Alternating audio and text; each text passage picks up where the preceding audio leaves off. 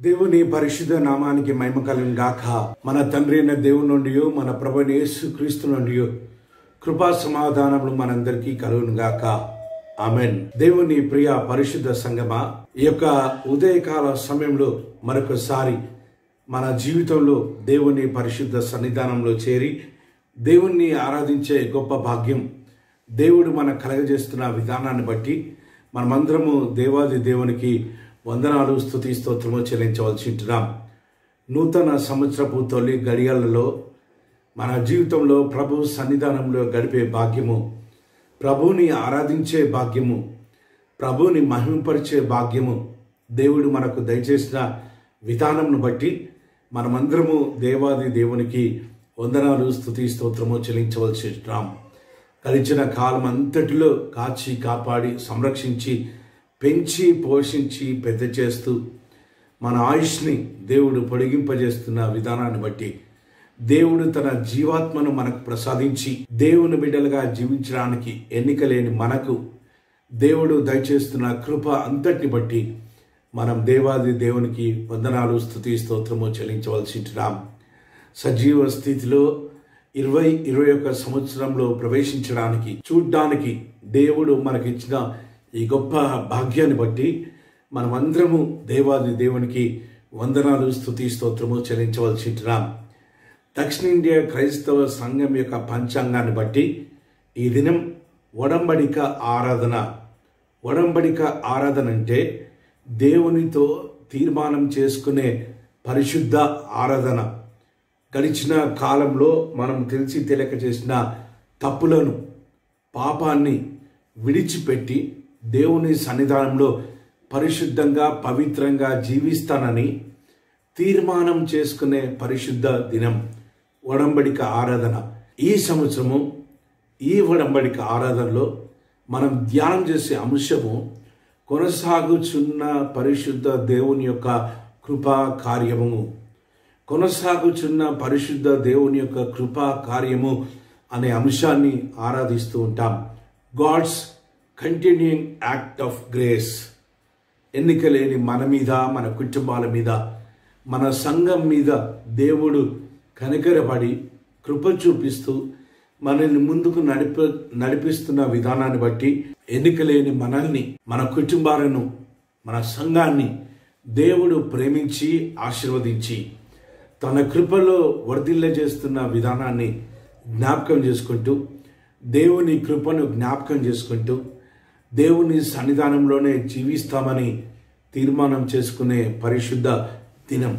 కొనసాగుచున్న పరిశుద్ధ దేవుని యొక్క కృపా కార్యము మన జీవితాలలో మనము తప్పిపోయినప్పటికీ, అప్పుడప్పుడు మార్గము తప్పి తిరుగుతున్నప్పటికీ, అప్పుడప్పుడు వాక్యంలో నుంచి తొట్టిల్లుతున్నప్పటికీ, యేసు అనే మార్గంలో ప్రయాణించకుండా, ఇరుకైన మార్గంలో ప్రయాణించకుండా విశాలమైన మార్గంలో ప్రయాణిస్తూ దేవుణ్ణి ఆయాసపరుస్తున్నప్పటికీ దేవుడు మన మీద కనికరపడి కృప చూపిస్తూ దేవుడు తన కృపలో మనల్ని జ్ఞాపకం చేసుకుంటున్న విధానాన్ని బట్టి మనం దేవునికి వందనాలు, స్తుతి, స్తోత్రము చెల్లించవలసి ఉంటున్నాం. ఈరోజు 4 పాఠ్య భాగాలు మనం చదువుకున్నాం. జెఫన్యా గ్రంథము 3వ అధ్యాయము 14వ వచనం నుంచి 20 వచనాల వరకు, దావీదు మహారాజు రచించిన కీర్తనలు 136వ కీర్తన, అపోస్తులైన పౌలు రోమీలకు రాసిన పత్రిక 5వ అధ్యాయము మొదటి 11 వచనాలు, చివరిగా లూకా సువార్త 13వ అధ్యాయము మొదటి 9 వచనాలు చదువుకొని సిద్ధపడి మనం వచ్చాం. ప్రార్థనా పూర్వకంగా దేవుని వాక్యం వింటున్నట్లయితే మాట్లాడే దేవుడు, హృదయాలను తట్టే దేవుడు, హృదయాలను దర్శించే దేవుడు నీతో కూడా నాతో కూడా ఈ సమయంలో దేవుడు మాట్లాడాలని ఆశపడుతున్నాడు. వాక్యంలో ఉంటున్న అనేకమైన సత్యాలను, వాక్యంలో ఉంటున్న గూఢార్థాలను, వాక్యంలో ఉంటున్న లోతైన మర్మాలను, వాక్యంలో ఉంటున్న గొప్ప సత్యాలను దేవుడు మనకు బయలుపరచాలని ఆశపడుతుంటున్నాడు. ఎక్కడ ఇద్దరు ముగ్గురు కూడుకొని తన నామం పేరిట ఐక్యమవుతారో వారి మధ్యలో నేను ఉంటానని సెలవిచ్చిన దేవుడు మన మధ్యలో ఉన్నాడన్న విశ్వాసంతో ఈ వాక్యాన్ని మనం ధ్యానం చేద్దాం. వాక్యాన్ని ధ్యానం చేసేటప్పుడు పరిశుద్ధాత్మ దేవుడు మనల్ని నడిపించాలని, పరిశుద్ధాత్మ దేవుడు మన ఆత్మలను పురిగొల్పి దేవుని వాక్యాన్ని స్వీకరించే వారిగా దేవుడు మనల్ని అభిషేకించాలని మనం ప్రార్థనా పూర్వకంగా వాక్యాన్ని విందాం. కొనసాగుచున్న దేవుని కృపా కార్యము.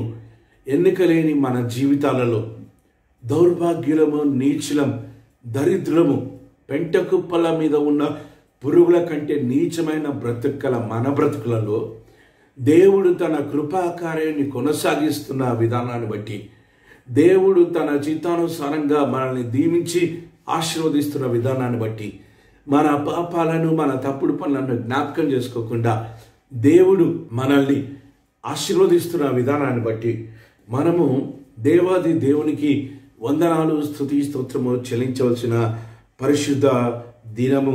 దేవుని ప్రియ పరిశుద్ధ సంగమా, జెఫన్యా గ్రంథము 3వ అధ్యాయము 14వ వచనం నుంచి 20 వచనాలు మనం చూసినట్టయితే, జెఫన్యా ప్రవక్త ఏ కాలంలో ప్రవచిస్తున్నాడంటే, ఇశ్రాయేలీలు భయంకరమైన బబులోను చెరలో ఉన్నప్పుడు వారి విశ్వాసాన్ని పెంపొందింపచేయడానికి, వారిని నిరీక్షణలోకి నడిపించడానికి నిరీక్షణాస్పదమైన ప్రవచనాన్ని జెఫన్యా ప్రవక్త ప్రవచిస్తూ ఉంటున్నాడు.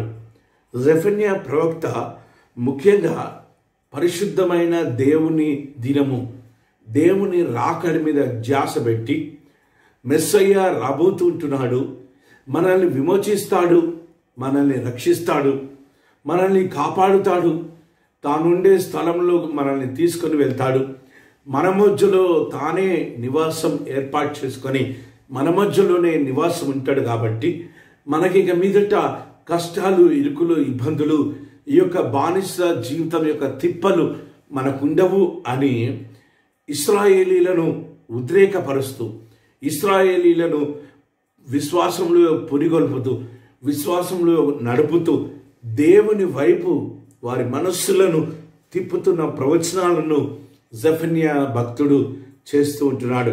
ఈ యొక్క సమయంలో మనము 3వ అధ్యాయము 14వ వచనం నుంచి 20 వచనాల వరకు మనం చదువుకున్నాం.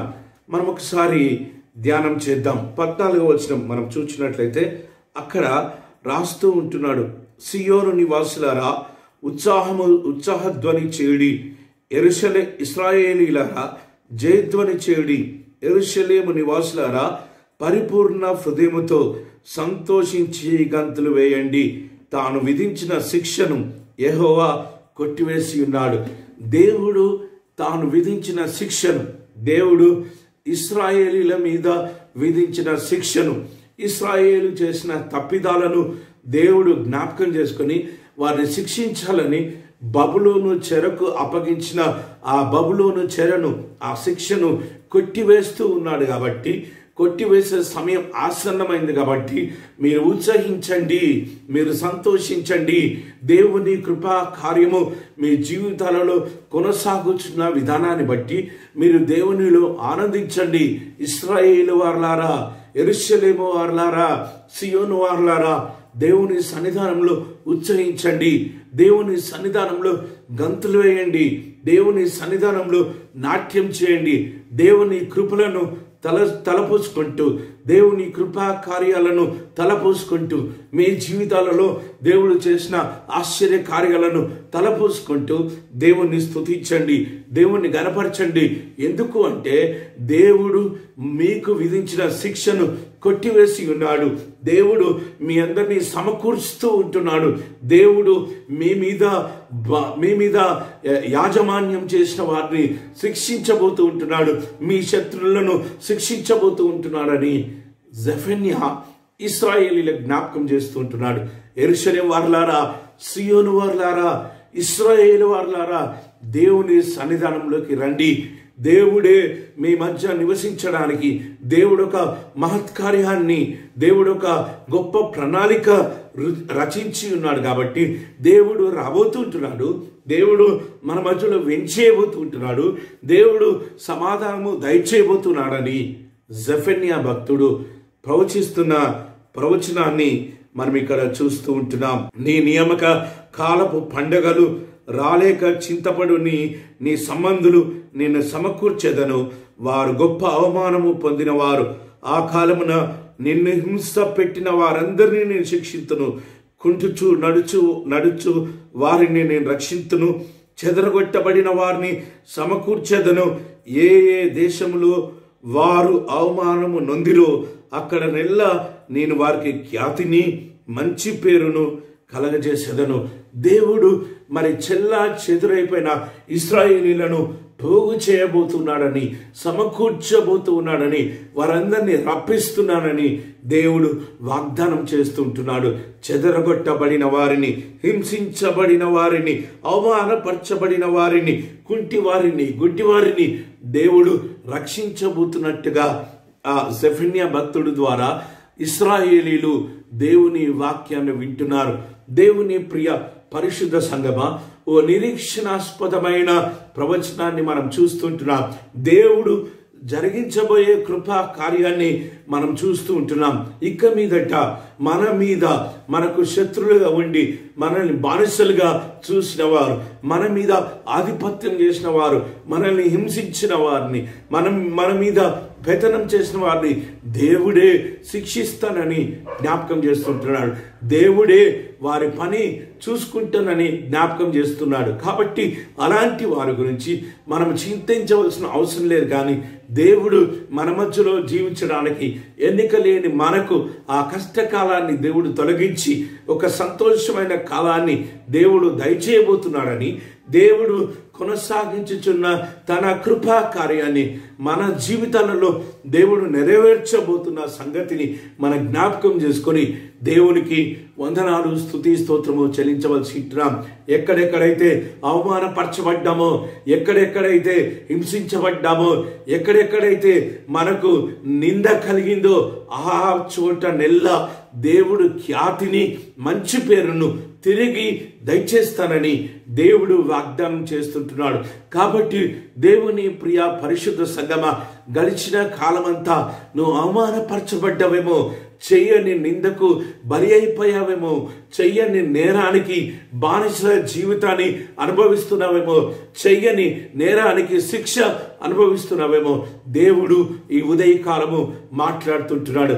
వాటన్నిటిని తీసివేసి ఎక్కడెక్కడైతే నీవు, నీ కుటుంబం, నీ సంఘం అవమానపరచబడిందో, ఎక్కడెక్కడైతే నిందల పాలయ్యారో అక్కడ దేవుడు మీకు ఖ్యాతిని, మంచి పేరును తీసుకురాబోతూ ఉన్నాడని జెఫన్యా ద్వారా దేవుడు ఈ యొక్క సమయంలో మనతో మాట్లాడుతుంటున్నాడు. కాబట్టి దేవుని కృపా కార్యము మన జీవితంలో గొప్ప ప్రణాళిక, దేవుడు గొప్ప ప్రణాళిక కలిగి తన కృపను మన జీవితాలలో కొనసాగించాలని దేవుడు ఆశపడుతూ ఓ ఉన్నతమైన ప్రణాళికను రచించి ఆ ప్రణాళికలో భాగంగా మన అవమానాన్ని దేవుడు తీసివేసి మనకు మంచి పేరును, ఖ్యాతిని 2021వ సంవత్సరంలో దేవుడు దయచేయాలని ఆశపడుతుంటున్నాడు. దేవుని ప్రియ పరిశుద్ధ సంగమా, దేవుని కృపా కార్యాన్ని మన జ్ఞాపకం చేసుకొని ఈ యొక్క సమయంలో దేవుడు మనతో చేసుకుంటున్న ఈ నిబంధనను జ్ఞాపకం చేసుకొని, దేవుడు మనతో మాట్లాడుతుంటున్న ఈ విషయాలను జ్ఞాపకం చేసుకొని, దేవునికి నమ్మకమైన బిడ్డలుగా, దేవునికి సజీవ సాక్షులుగా మనం జీవించడానికి దేవుడు కృప దయచేయాలని మనం జ్ఞాపకం చేసుకోవాల్సి ఉంటున్నాం. దేవుని ప్రియ పరిశుద్ధ సంగమా, దావీదు మహారాజు రచించిన కీర్తనలు 136వ సంకీర్తన అంతా మనం చదువుకున్నాం. అక్కడ దావీదు రాస్తూ ఉంటున్నాడు. మొదటి 3 వచనాలు మనం చూసినట్లయితే, యెహోవా దయాళుడు, ఆయనకు కృతజ్ఞత స్తుతులు చెల్లించండి, ఆయన కృప నిరంతరముండును. దేవుడు దయా దాక్షిణ్య పూర్ణుడు. దేవుడు మన ఎడల, మన కుటుంబం ఎడల, మన సంఘం ఎడల దీర్ఘకాల దయను కలిగి తన యొక్క దయాళుత్వంలో మనల్ని జ్ఞాపకం చేసుకొని సజీవ స్థితిలో దేవుడు నిలబెట్టి 2021వ సంవత్సరాన్ని చూడడానికి, అనుభవించడానికి దేవుడిస్తున్న కృపను బట్టి దేవునికే కృతజ్ఞతాస్తుతులు చెల్లించండి. ఆయన కృప నీ మీద నిరంతరము నిలిచి ఉండాలి అంటే, ఆయన కృప మన మీద, మన కుటుంబాల మీద నిరంతరము నిలిచి ఉండాలంటే, దేవుడు కొనసాగించే కృపా కార్యము మన జీవితాలలో జరగాలి అంటే దేవునికి కృతజ్ఞతాస్తుతులు చెల్లించండి. దేవాది దేవునికి కృతజ్ఞతాస్తుతులు చెల్లించండి, ఆయన కృప నిరంతరం ఉండును. మళ్ళా చెప్తున్నాడు 2వ వచనంలో, దేవాది దేవునికే సంపూర్ణమైన కృతజ్ఞతాస్తుతులు చెల్లించండి. మానవులను ప్రైజ్ చేయడం, మానవులను మరి పొగడ్డం, మానవులను మరి వారు చేయని పనులను కూడా వారు చేస్తున్నట్టుగా చిత్రీకరించి వారి మెప్పు కోసము మనము దేవుని సన్నిధానంలో తప్పుడు పనులు, తప్పుడు మాటలు మాట్లాడకుండా కేవలము దేవాది దేవునికి మాత్రమే కృతజ్ఞతాస్తుతులు చెల్లించండి. ఎందుకు అంటే ఆయన కృప నిరంతరం ఉంటుంది. నీ కుటుంబం మీద, నీ వ్యక్తిగత జీవితంలో, నీ సంఘం మీద దేవుని కృప నిరంతరం ఉండాలి అంటే కేవలము దేవుణ్ణి స్తుతించండి, కేవలము దేవుణ్ణి ఆరాధించండి, కేవలము దేవుణ్ణి మహిమపరచండి అని దావీదు మహారాజు ఈ యొక్క సమయంలో జ్ఞాపకం చేస్తుంటున్నారు. ప్రభువుకు కృతజ్ఞతాస్తుతులు చెల్లించండి, ఆయన కృప నిరంతరం ఉంటుంది. దేవాది దేవునికి, ప్రభువుకు కృతజ్ఞతాస్తుతులు చెల్లించండి. ఎందుకు అంటే ఆయన దయాళుడు, ఆయన కృప నిరంతరం ఉంటుంది, ఆయన కృప సదాకాలం ఉంటుంది. ఆయన కృపను పొందుకునే సాధనాలుగా మీ జీవితాలు ఉండాలి అంటే, మీ కుటుంబీకుల జీవితాలు ఉండాలి అంటే దేవుణ్ణి స్తుతించాలి, దేవాది దేవుణ్ణి స్తుతించాలి, దేవాది దేవుణ్ణి ఘనపరచాలి అన్న వాక్యాన్ని దావీదు ద్వారా మనం జ్ఞాపకం చేసుకుంటున్నాం. 4, 5, 6, 7, 8, 9 వచనాలు మనం చూసినట్లయితే, దేవుడు చేసిన సృష్టిని బట్టి దేవుణ్ణి స్తుతించండి. ఆయన చేసిన భూమిని బట్టి, ఆయన చేసిన ఆకాశంను బట్టి, ఆయన చేసిన నీళ్లను బట్టి, ఆయన చేసిన సూర్య చంద్ర నక్షత్రాలను బట్టి, ఆయన వెలిగించిన జ్యోతులను బట్టి దేవుణ్ణి స్తుతించండి, దేవుణ్ణి ఘనపరచండి. ఆయన కృప నిరంతరం ఉంటుంది. భూమి మీద దేవుని కృప నిరంతరం ఉండాలి అంటే, భూ ప్రజల మీద దేవుని కృప నిరంతరం ఉండాలి అంటే, భూమి మీద, సృష్టి మీద దేవుని కృప నిరంతరం ఉండాలి అంటే, సృష్టి దేవుని స్తుతించేటట్టు మనము మన జీవితాలను మలుచుకొనవలసిన వారము. సృష్టి, ప్రకృతి, చెట్లు, చేమలు, జీవరాశులు దేవుని సంతోష గానముతో, మరి శాంతి సమాధానంతో స్తుతించే రీతిలో మన జీవితాలను మనము డిసిప్లిన్ చేసుకునవలసిన అవసరత ఎంతైనా ఉంది. దేవుడు సృష్టించిన సృష్టిని, దేవుడు మనకిచ్చిన ప్రకృతిని, దేవుడు మనకిచ్చిన జీవరాశులను కాపాడుతూ వాటితో కలిసి మనమందరము దేవుని స్తుతించబద్దులమై ఉన్నాము. ఎప్పుడైతే ప్రకృతితో కలిసి మానవుడు దేవుని స్తుతించగలుగుతాడో, ప్రకృతి సంతోషంతో, ఆనందంతో దేవుని స్తుతించే స్థితిలో ఉంటుందో, అప్పుడు దేవుని కృప భూమి మీద, ప్రకృతి మీద, సృష్టి మీద, ప్రజల మీద సమృద్ధిగా కుమ్మరించబడుతుంది అని దావీదు మహారాజు జ్ఞాపకం చేస్తూ ఉన్నాడు.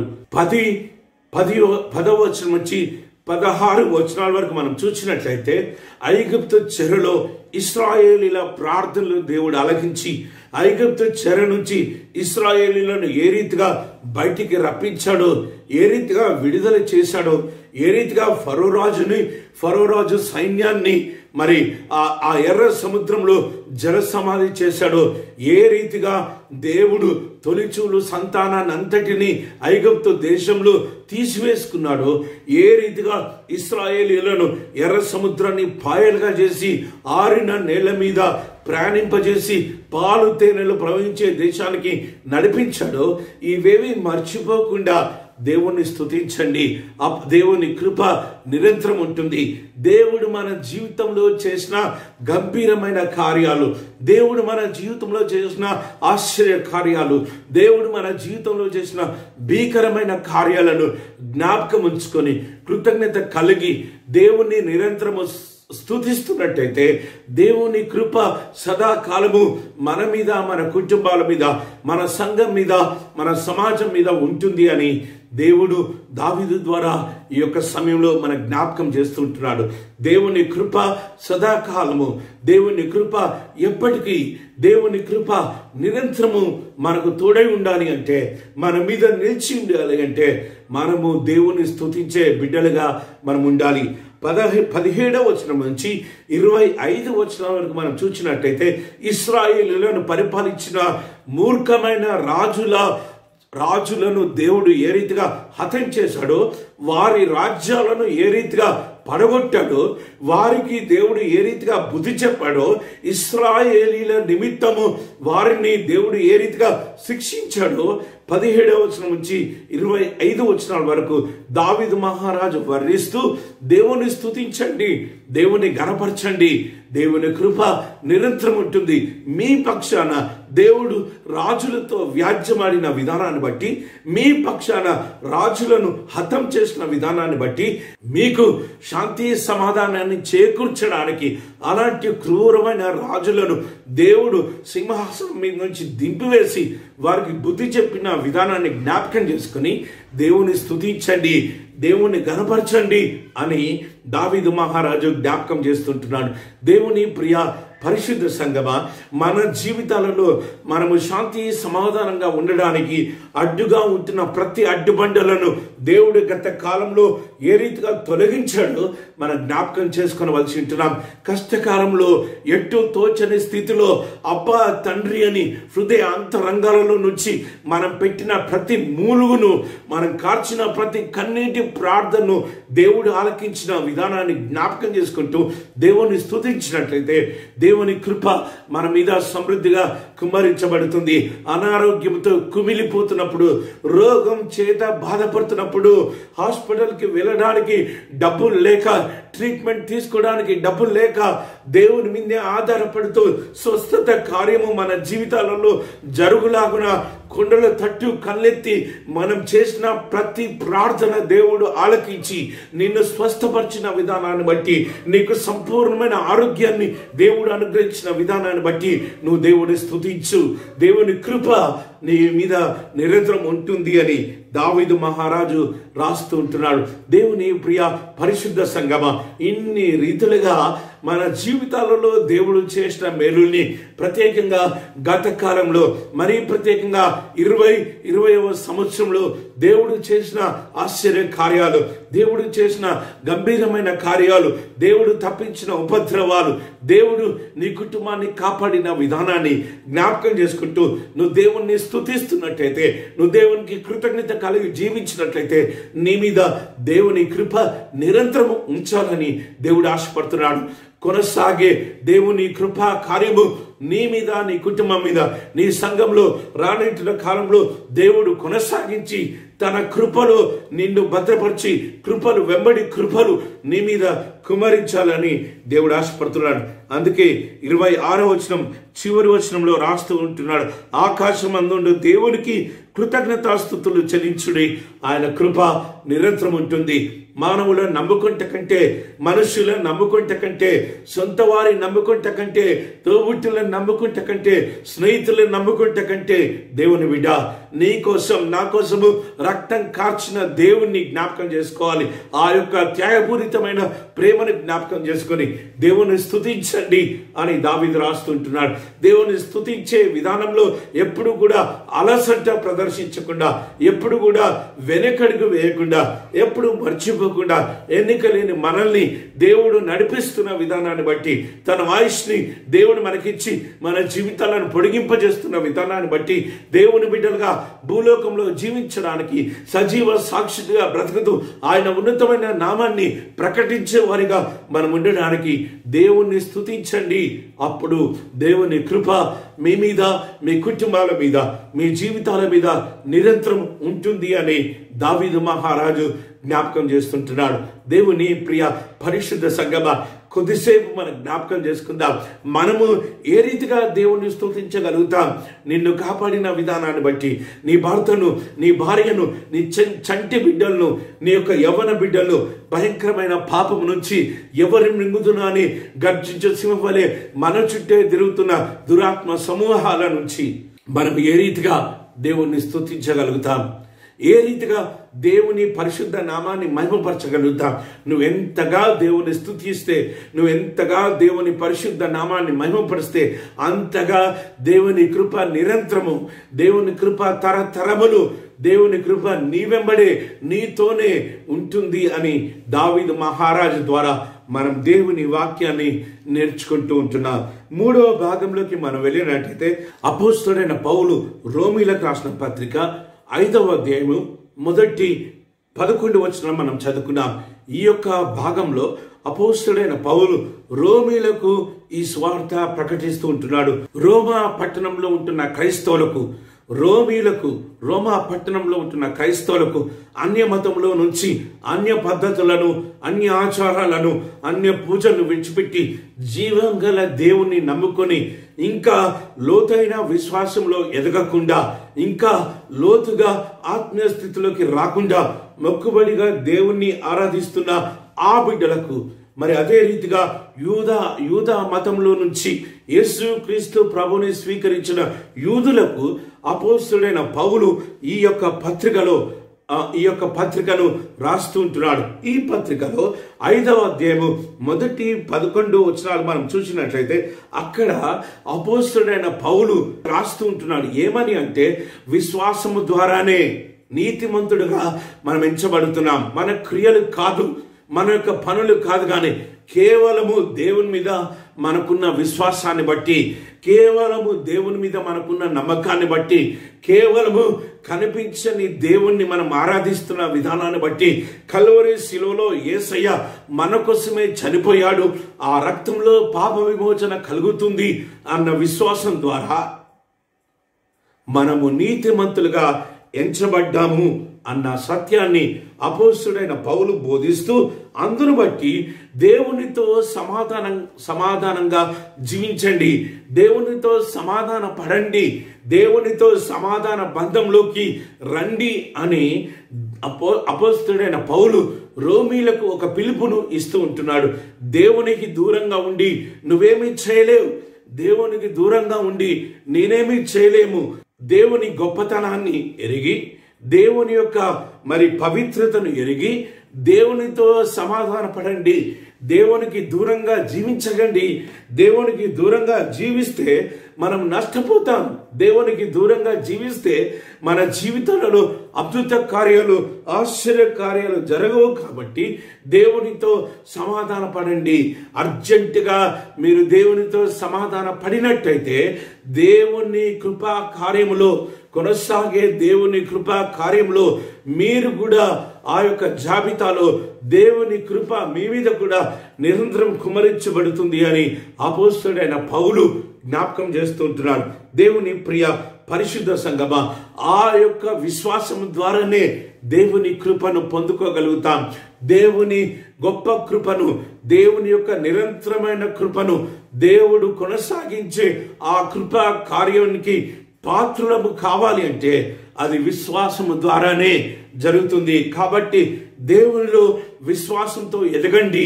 దేవుడు చూడట్లేదు కదా, దేవుడు మన మధ్యలో లేడు కదా అనుకొని తప్పిపోకుండా, పాపంలో పడిపోకుండా, నేత్రాశకు, జీవడంబానికి, శరీర కోరికలకు బలి కాకుండా విశ్వాసముతో దేవుణ్ణి ఆరాధించండి. విశ్వాసముతో దేవుని వాక్యానికి లోబడి జీవించండి. విశ్వాసముతో దేవుణ్ణి కనిపెట్టుకొని జీవించండి. విశ్వాసముతో, ఆత్మతో, సత్యముతో దేవుణ్ణి పూజించండి అని అపోస్తలుడైన పౌలు రోమీలకు రాస్తూ ఉంటున్నాడు. 3వ వచనంలో మనం చూచినట్లయితే, శ్రమ ఓర్పును, ఓర్పు పరీక్షను, పరీక్ష నిరీక్షణ కలగజేయునని ఎరిగి శ్రమలయందు అతిశయపడము. కష్టాలు, ఇరుకులు, ఇబ్బందులు వస్తున్నాయని నువ్వు దారి తప్పిపోకుండా, దేవుణ్ణి విడిచి వెళ్లకుండా, ఆది సంఘంలో అనేకమైన శ్రమలు వచ్చాయి క్రైస్తవులకు. యేసుక్రీస్తు ప్రభు నామం చెప్తేనే మరి వెంటాడి వేటాడి వారిని చంపి ఆ రక్తంలో, ఆ రక్తపాతంలో నాట్యం చేసుకున్నవారు, ఆ రక్తంలో, రక్తపాతంలో పండగలు చేసుకున్నవారు అనేక మంది ఉన్నారు. రోమీలు క్రైస్తవులను చిత్రహింసలు పాలు చేశారు. అందుకే అపోస్తలుడైన పౌలు ఆ రోమా సంఘంలో ఉంటున్న క్రైస్తత్వాన్ని బలపరచడానికి, ఆ రోమా సంఘంలో ఉంటున్న విశ్వాసులను బలపరచడానికి శ్రమ ఓర్పు పరీక్ష యందు మరి నిరీక్షణ యందు ఎదగండి. దేవుని ప్రియ పరిశుద్ధ సంగమా, మరి మనకొచ్చే శ్రమలలో మనం అతిశయపడాలి. శ్రమలను జయించువాడు ధన్యుడు అన్న వాక్యాన్ని ఎరిగి, దేవుడు మనకిచ్చిన శ్రమలను దేవుని ఆత్మ ద్వారా, దేవుని యొక్క కృప ద్వారా, దేవుని యందు విశ్వాసం ద్వారా వాటిని జయించడానికి దేవుడు కృప దయచేసే దేవుడు. కాబట్టి దేవుని యందు నమ్మకం ఉంచండి, దేవుని యందు విశ్వాసం ఉంచండి. కష్టంలో, ఇరుకులో, ఇబ్బందులో, కన్నీటిలో, దుఃఖములో ఆనందించండి. ఎందుకంటే ఆ యొక్క కన్నీటిని తుడిచివేసి ఆనంద బాష్పాలనిచ్చే దేవుడు, ఆ శ్రమలను తుడిచివేసి సంతోషాన్ని, ఆనందాన్ని ఇచ్చే దేవుడు. కాబట్టి దేవుని చేత, దేవుని కృపలో ఆనందించండి అని అపోస్తలుడైన పౌలు రాస్తూ, పరిశుద్ధాత్మ ద్వారా దేవుని ప్రేమ మీ హృదయంలో నింపుకోండి.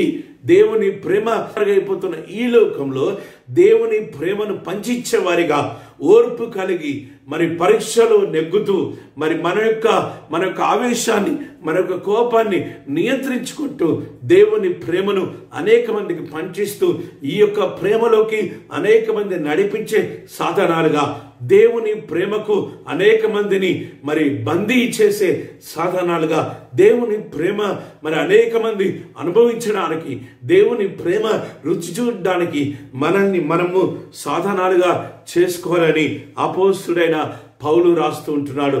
చివరిగా 7వ వచనం నుంచి 9వ వచనం వరకు, 11వ వచనం వరకు చూసినట్టయితే, అక్కడ యేసుక్రీస్తు ప్రభుల వారు ఏ రీతిగా చనిపోయాడో, యేసుక్రీస్తు ప్రభుల వారిని తండ్రి అయిన దేవుడు భూలోకానికి పంపించి ఏ రీతిగా మరి తన ఏకైక కుమారుడు శిలువలో బలియాగం కావడానికి, ఆ బలియాగమైపోయిన ఆ రక్తములో మానవుడి యొక్క పాపాలను కడిగి పవిత్రపరుస్తున్నాడో జ్ఞాపకం చేస్తుంటున్నాడు. దేవుని ప్రియ పరిశుద్ధ సంగమా, ఇంకా నువ్వు రక్షించబడకుండా, ఇంకా నీ యొక్క పాపపు జీవితంలోనే మునిగి తేలుతున్నట్టయితే ఈ యొక్క సమయంలో దేవుడు నీతో మాట్లాడుతుంటున్నాడు. యేసుక్రీస్తు ప్రభుల వారి రక్తంలో రక్షణ ఉంది. యేసుక్రీస్తు ప్రభుల వారి రక్తంలో పాప క్షమాపణ ఉంది.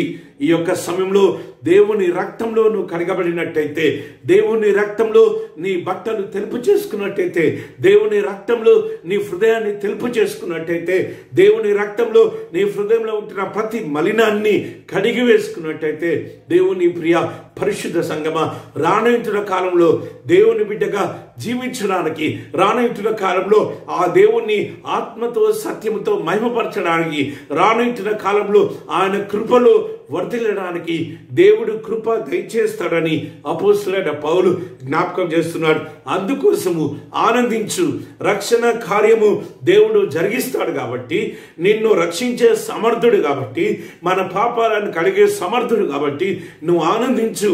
దేవుని సమాధానంలో, దేవుని కృపలో రానున్న కాలంలో వర్ధిల్లు అని అపోస్తలుడైన పౌలు ద్వారా రోమా సంఘానికి ఏ వాక్యాన్ని అయితే దేవుడు జ్ఞాపకం చేస్తున్నాడో ఈ యొక్క సమయంలో మనకు కూడా జ్ఞాపకం చేస్తుంటున్నాడు. దేవుని ప్రియ పరిశుద్ధ సంఘమా, మన క్రియల ద్వారా మనం నీతివంతులుగా తీర్చబడలేదు. కేవలము దేవుని మీద మనకున్న విశ్వాసాన్ని బట్టి మనము నీతివంతులుగా తీర్చబడతాము అన్న సత్యాన్ని గుర్తెరిగి రానున్న కాలంలో విశ్వాసపూరితమైన జీవితాన్ని, నిరీక్షణాస్పదమైన జీవితాన్ని, శాంతి సమాధానంతో కూడిన జీవితాన్ని, దేవుని కృపను కలిగిన జీవితాన్ని, దేవుని ప్రేమను పంచించే జీవితాన్ని, దేవుని ప్రేమలోకి అనేక మందిని తీసుకొచ్చే జీవితాన్ని మనం జీవించాలని దేవుని వాక్యం చేత ఈ సమయంలో మనము హెచ్చరించబడుతున్నాం. చివరిగా మనం చూసినట్లయితే లూకాసు వార్త 13వ అధ్యాయము మొదటి 9 వచనాలు మనము చదువుకున్నాం.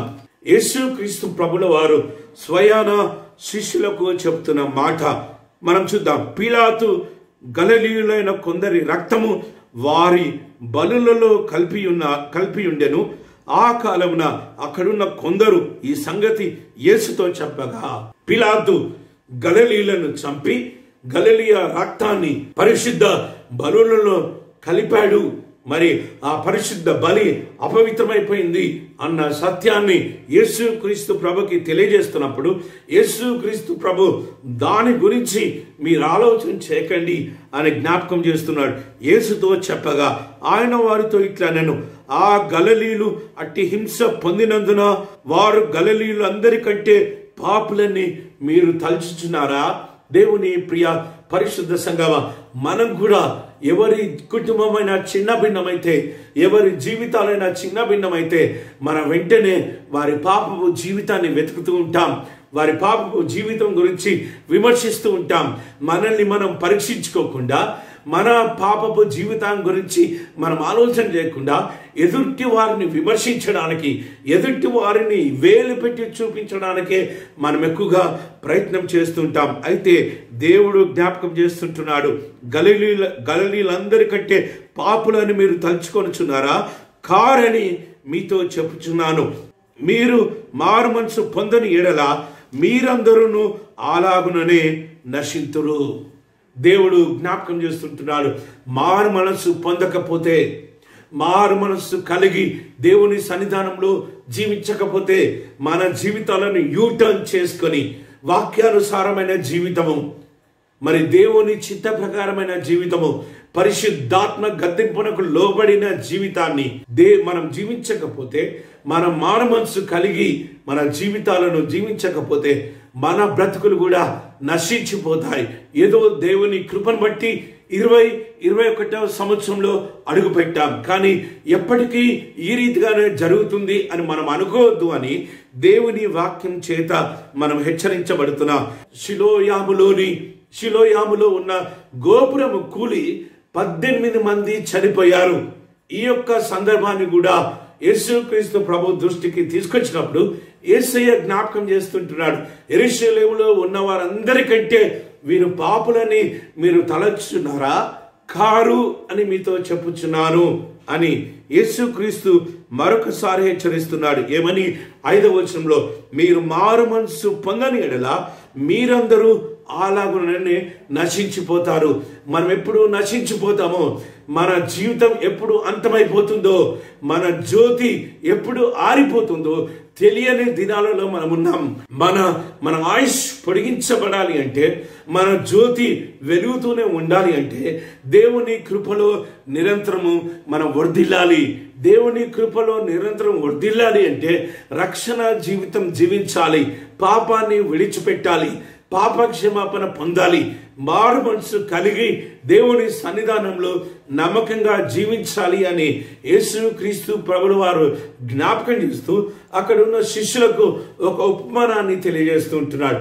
ఏంటిది అంటే ఒక యజమానుడు ద్రాక్ష తోటలో ఒక అంజూరపు చెట్టును నాటాడంట. ఆ అంజూరపు చెట్టు యొక్క ఫలాలు తినాలని మరి ఆ చెట్టు ఎదిగినాక 3 సంవత్సరాల నుంచి ప్రతి సంవత్సరము అంజూరపు చెట్టు కాలం గురించి, ఆ పండ్ల గురించి ఎదురు చూస్తూ ఉంటున్నాడు. ఆ అంజూరపు చెట్టు ఫలాలను ఇవ్వట్లేదు. కాబట్టి ఆ యజమానుడికి బాగా కోపం వచ్చి ఆ తోటమాలితో యజమానుడు చెబుతూ ఉంటున్నాడు, ఈ అంజూరపు చెట్టును నరికి పడేసేయి. ఎందుకు అంటే ఆ చెట్టు ద్వారా భూమిలో ఉన్న సారమంతా తీసుకొని భూమి వ్యర్థమవుతుంది. ఆ చెట్టు నీడ కింద ద్రాక్ష తోట ఎదగట్లేదు కాబట్టి, ఈ అంజూరపు చెట్టు ఫలము ఇవ్వట్లేదు కాబట్టి దాన్ని నరికి కాల్చివేసేయమని ఆ యజమానుడు చెప్పినప్పుడు ఆ తోటమాలి యజమానుని బ్రతిలాడుతున్నాడు. అయ్యా, ప్రతి సంవత్సరము చుట్టూ తవ్వి ఎరువు వేస్తున్నాను, ఎందుకు కాయట్లేదో మరి నాకైతే తెలియగానే ఇంకొక సంవత్సరం కూడా మరి చూడ్డానికి సమయం ఇవ్వు. ఇంకొకసారి కూడా నీ చుట్టూ తవ్వి మంచి ఎరువు వేసి అది ఫలాలను ఇచ్చేటట్టు నేను ప్రయాసపడతాను, నేను ప్రయత్నం చేస్తాను అని ఆ తోటమాలే రిక్వెస్ట్ని ఆ యజమానుడు విని, సరే ఇంకొక సంవత్సరము సమయం ఇస్తున్నాను, అది ఫలిస్తే సరి, ఫలించకపోతే నరికి కాల్చివేసేమని ఆ యజమానుడు తోటమాలితో చెప్పిన ఉపమానాన్ని యేసుక్రీస్తు ప్రభుల వారు అక్కడ జ్ఞాపకం చేస్తూ ఉంటున్నాడు. దేవుని ప్రియ పరిశుద్ధ సంగమా, మన పక్షాన యేసుక్రీస్తు ప్రభుల వారు తండ్రిని విజ్ఞాపన చేస్తూ ఉంటున్నాడు.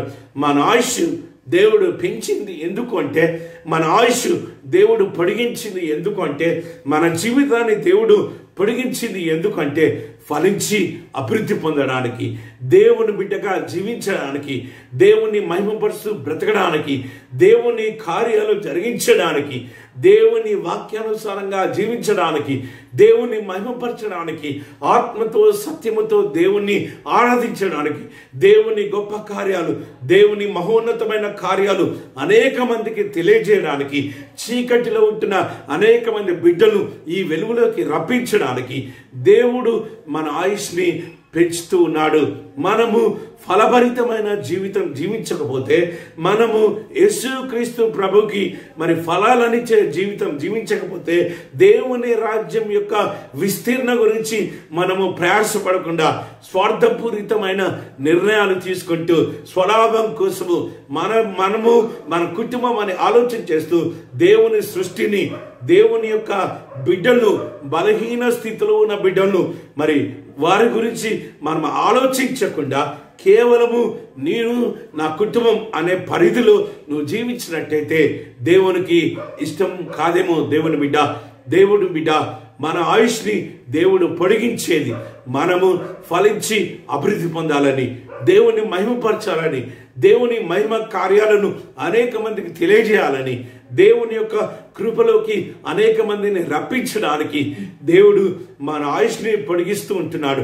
మన మారుమనసు పొందాలని, మన పాపపు క్రియలు విడిచిపెట్టాలని, జీవపు డంబము నుంచి, శరీర కోరికల నుంచి, నేత్రాశ నుంచి, విచ్చలవిడి లైంగిక జీవితం నుంచి, చీకటి బ్రతుకుల నుంచి, సాతాను క్రియల నుంచి, దుష్ట ఆలోచన నుంచి, దుష్ట తలంపుల నుంచి మనం బయటకు వచ్చి విమోచించబడి పవిత్రపరచబడి దేవుని పరిశుద్ధ రక్తంలో, యేసుక్రీస్తు పరిశుద్ధ రక్తంలో మనల్ని మనం కడుక్కొని, మన హృదయాన్ని తెలుపు చేసుకొని, మన హృదయంలో ఉంటున్న మలినాన్ని తుడిచి వేసుకొని దేవుని కార్యసిద్ధి కోసము, దేవుని రక్షణ కార్యము జరిగించడానికి, దేవుని ప్రణాళికలో మనం ముందుకు సాగిపోవడానికి, దేవుని మహిమపరుస్తూ జీవించడానికి, దేవుని రాజ్యాన్ని విస్తరిస్తూ ఈ యొక్క రాజ్యంలోకి చీకటిలో ఉంటున్న అనేక మంది బిడ్డలను రప్పిస్తూ దేవుని రాజ్యంలో వారిని కూడా పారిభాగస్తులు చేయడానికి దేవుడు మన ఆయుష్ని పొడిగిస్తూ ఉంటున్నాడు.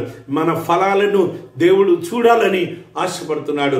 మనం ఏ రీతిగా ఫలించి అభివృద్ధి పొందుతున్నాం, మనము స్వార్థపూరితంగా మన యొక్క స్వలాభం కోసం మాత్రమే ఆలోచన చేస్తున్నామా, లేక దేవుని సృష్టి కోసము, దేవుని ప్రజల యొక్క ఫలం గురించి, దేవుని సృష్టి గురించి, దేవుని ప్రజల గురించి, వారి యొక్క యోగక్షేమం గురించి ఆలోచన చేసే గొప్ప మనస్సు కలిగి మనం జీవిస్తున్నామా? దేవుడు జ్ఞాపకం చేస్తున్నాడు, దేవుని బిడ్డ మన ఆయుష్ని దేవుడు పెంచింది 20-21 సంవత్సరంలో దేవుడు మనల్ని ప్రవేశింపజేసింది ఎందుకు అంటే ఫలించి అభివృద్ధి పొందే వారిగా ఉండాలని, వెలుగు ఫలాలను ఫలించే వారిగా ఉండాలని, ఆత్మ ఫలాలను ఫలించే వారిగా ఉండాలని, ఆత్మ క్రియలను జరిగించే వారిగా ఉండాలని, చీకటి క్రియలను శరీర కోరికలను విడిచిపెట్టి ఆత్మ ఫలం యొక్క క్రియలను జరిగించేవారిగా, వెలుగు క్రియలను జరిగించేవారుగా మనం ఉండడానికి దేవుడు మనల్ని ఎన్నుకున్నాడు. అందుకే దేవుడు తన ఆయుష్ మనకిచ్చి మన ఆయుష్ని పొడిగించాడు అని దేవుని వాక్యం చేత హెచ్చరించబడుతున్నాం. మనం ఫలించి అభివృద్ధి పొందితిమా సరి, లేకపోతే దేవుడు అంజూరపు చెట్టును ఏ రీతిగా నరికి అగ్నిలో కాల్చివేయమని ఆజ్ఞాపిస్తుంటున్నాడో, దేవుడు మన జీవితాలను కూడా నరికివేసి, దేవుడు మన జీవితాలను కూడా అగ్నిగుండంలో మరి మాడిపోయేటట్టు చేస్తాడేమో దేవుని బిడ్డ. అందుకే దేవునికి భయపడు. భయంకరమైన దినాలను మనం చూస్తూ ఉంటున్నాం, భయంకరమైన విపత్తులను ఎదుర్కొంటున్నాం, భయంకరమైన వార్తలు వింటున్నాం, కానీ విని ఎరగని సంఘటనల గురించి వింటున్నాం, మరి చిత్రమైనవి విచిత్రమైన దృశ్యాలను చూస్తూ ఉంటున్నాం. ఇవన్నీ రెండవ రాకడకు సాదృశ్యం. రెండవ రాకడ సమయంలో ఎత్తబడే గుంపులో మనం ఉండాలి అంటే, రెండవ రాకడ సమయంలో దేవుని తీర్పులో గెలుపొంది బల నమ్మకమైన మంచి దాసుడా అని దేవుని చేత బిరుదు పొందాలి అంటే, దేవుడిచ్చే జీవ కిరీటాన్ని ధరించుకునే భాగ్యము రావాలి అంటే, దేవుని ప్రియ పరిశుద్ధ సంగమ, భూలోకంలో నమ్మకంగా జీవించాలి, భూలోకంలో విశ్వాసంతో జీవించాలి, భూలోకంలో యథార్థంగా జీవించాలి, భూలోకంలో దేవునికి ఇష్టమైన పాత్రలుగా జీవించినప్పుడు దేవుడు ఈ యొక్క గొప్ప కార్యాలు మన జీవితంలో జరిగిస్తాడు. అగ్నిగుండాన్ని దాటించి, నరకాన్ని దాటించి సదాకాలము దేవునితో ఉండే ఆ పరిశుద్ధ పట్టణంలోకి మనల్ని తీసుకుని వెళ్తాడు. భూలోకంలో జీవించినంత మట్టుకు దేవుడు మనకు తోడుగా ఉంటాడు. దేవుడు తన యొక్క దూతలకు ఆజ్ఞాపించాడు కాబట్టి వారు తమ చేతుల మీద మనల్ని ఎత్తుకొని నడిపిస్తారు అని దేవుడు జ్ఞాపకం చేస్తుంటున్నాడు. దేవుని కృప నిరంతరము నీ మీద, నీ కుటుంబం మీద జీవించాలి అంటే, దేవుని కృప నిరంతరము నీ మీద, నీ కుటుంబం మీద, నీ సంఘం మీద ఉండాలి అంటే విత్తబడిన వాక్యానుసారమైన జీవితాన్ని మనం జీవించాలి. ఆ రీతిగా జీవించినప్పుడు దేవుని కృప సదాకాలం ఉంటుంది. కాబట్టి దేవుని ప్రియ పరిశుద్ధ సంగమా, దేవుని ప్రియ కుటుంబీకులారా, ఈ యొక్క రాత్రి ఈ యొక్క సమయంలో దేవుడు జ్ఞాపకం చేస్తుంటున్నాడు. దేవాది దేవుని స్తుతించండి, ప్రభులకు ప్రభును స్తుతించండి, పరమ దేవుణ్ణి స్తుతించండి, గణపరచండి. ఆత్మతో సత్యముతో రానైన కాలంలో దేవుణ్ణి ఆరాధించండి, యథార్థంగా దేవుణ్ణి పూజించండి, యథార్థంగా దేవునికి ప్రార్థన చేయండి, యథార్థంగా దేవుని వాక్యాన్ని ధ్యానం చేయండి. మన జీవితాల ద్వారా దేవుని పరిశుద్ధమైన నామము దూషణ పాలు కాకుండానట్లు మనల్ని మనము జాగ్రత్త పరుచుకుంటూ దేవుని కృప సదాకాలము నిరంతరము మన కుటుంబాల మీద ఉండులాగున మనల్ని మనము నియంత్రించుకోవాలి.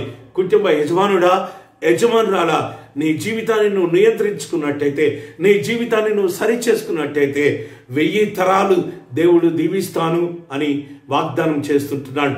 దేవుని మాట మనం విన్నట్లయితే మన ముందు ఉంటున్న 1000 తరాలు ఆశీర్వదించబడతాయి. దేవుని మాట మనం వినకపోతే మన ముందు ఉంటున్న 3-4 తరాలను దేవుడు శపిస్తానని వాగ్దానం చేస్తుంటున్నాడు. నీ కుమారులు వర్ధిల్లాలి అంటే, నీ కుమారులు వర్ధిల్లాలి అంటే, వారు భూలోకంలో దేవుని కృపలో ఆస్వాదించాలి అంటే, దేవుని కృపను పొందుకొని మరి అభివృద్ధి చెందాలి అంటే, ఫలించాలి అంటే, నువ్వు దేవుని ఆజ్ఞలకు నీ జీవితాన్ని నియంత్రించుకోవాలి. దేవుని వాక్యానికి నీ జీవితాన్ని లోపరుచుకోవాలి. దేవుని వాక్యానుసారమైన జీవితం జీవిస్తానని నువ్వు తీర్మానం చేసుకోవాలి. ఈ యొక్క సమయంలో నువ్వు తీర్మానం చేసుకున్నట్టయితే దేవుని బిడ్డ దేవుడు నీ కుటుంబాన్ని, నీ సంఘాన్ని, నిన్ను గొప్పగా ఆశీర్వదించి దేవుడు కొనసాగించుచున్న ఆ కృపా కార్యాన్ని నీ జీవితంలో కూడా జరిగించాలని ఆశపడుతున్నాడు. అటువంటి గొప్ప కృప తండ్రి అయిన దేవుడు మనందరికీ దయచేయునుగాక. ఆమెన్. తలను వంచి ప్రార్థన చేద్దాం. దేవుని వాక్యాన్ని విన్నాం. దేవుని వాక్యం స్పష్టంగా మాట్లాడింది. దేవుని వాక్యం మన హృదయాలతో మాట్లాడడం జరిగింది. ప్రేరేపించబడిన వారు, వారి హృదయాన్ని చూచుకున్నవారు, నీ హృదయం ఒకవేళ కంపు కొడుతున్నట్టయితే, నీ హృదయం నిండా చీకటి ఉన్నట్టయితే, నీ హృదయం నిండా పాపం ఉన్నట్టయితే ఈ యొక్క సమయంలో పశ్చాత్తాపడు.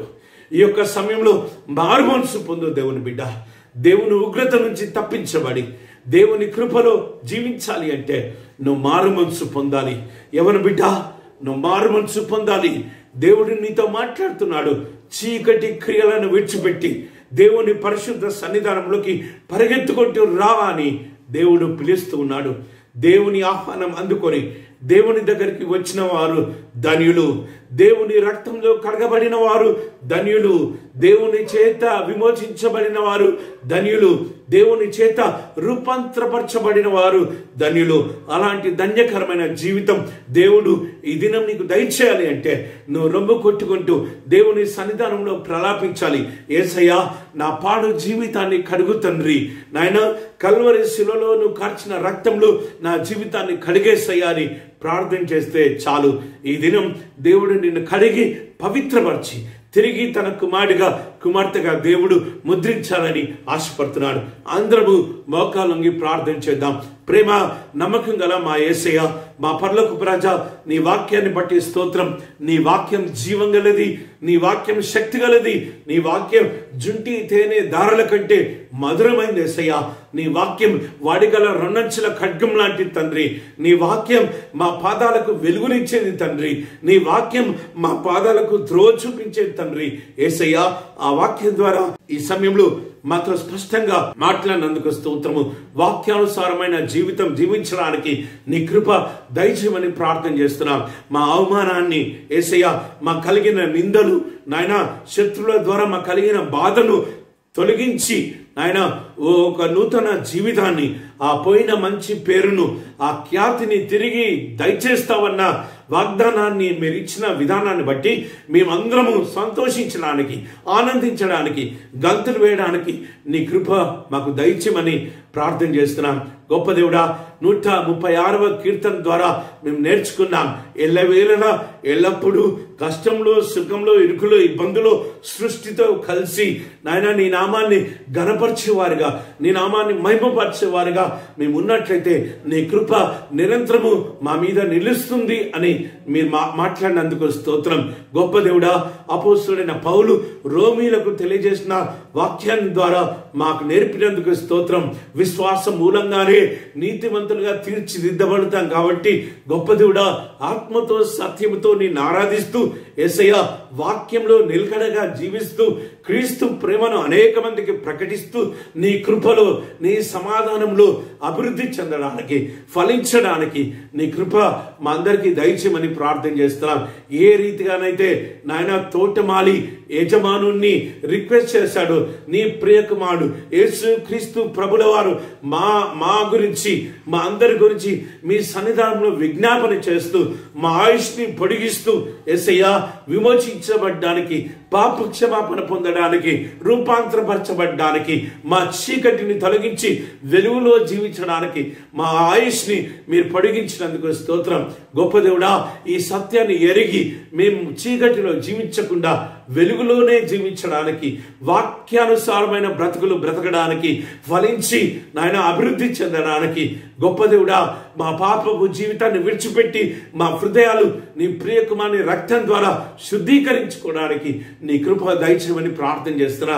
వాక్యం విని నాయన తీర్మానం చేసుకున్న ప్రతి బిడ్డను మీరు ఆశీర్వదించమని, రానేటి కాలంలో నాయన ఫలించి అభివృద్ధి పొందడానికి, నీ యొక్క కృపా కార్యములు నాయన బిడ్డలు సదాకాలం జీవించడానికి నీ కృప దయచేయమని ఘనత, మహిమ, ప్రభావాలు మీకే చెల్లిస్తూ యేసు పరిశుద్ధ నామమున ప్రార్థన చేస్తున్నాము తండ్రి. ఆమెన్. మన తండ్రి అయిన దేవుని ప్రేమ, మన ప్రభువైన యేసు క్రీస్తు యొక్క కృప, పరిశుద్ధాత్మ దేవుని యొక్క నడిపింపు, కాపుదల, సంరక్షణ, పోషణ, ఆ కొనసాగుచున్న దేవుని కృపా కార్యము మన జీవితంలో సదాకాలము కొనసాగును గాక. ఆమేన్. I wish you all a happy, prosperous and blessed New Year 2021. 2021వ సంవత్సరంలో దేవుడు కొనసాగించే కృపా కార్యములో మనందరము జీవించడానికి దేవుడు తన కృప మనందరికీ ఇప్పుడు ఎల్లప్పుడు సదాకాలము దయచేయునుగాక. ఆమేన్.